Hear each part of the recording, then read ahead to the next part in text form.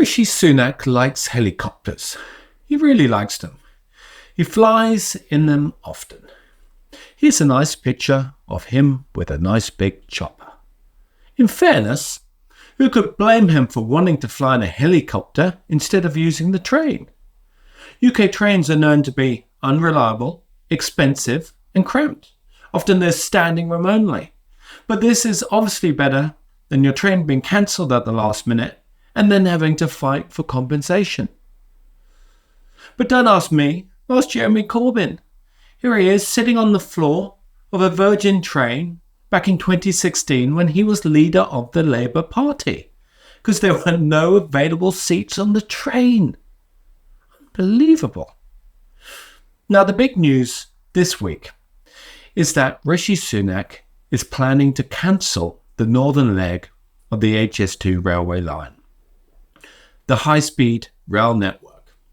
So the line will now end in Birmingham, just 100 miles from London, rather than going further north to Manchester, as originally planned.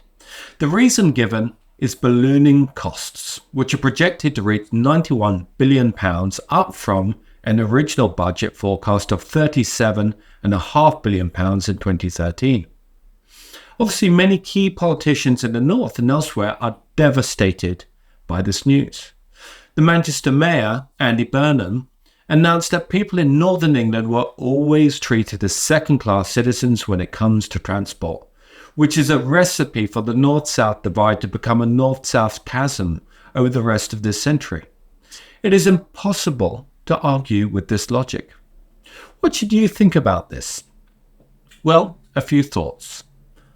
First, levelling up. The promise by the Conservative Party to bring prosperity to the north through infrastructure and investment is only a soundbite, something to look good in newspaper headlines and nothing more.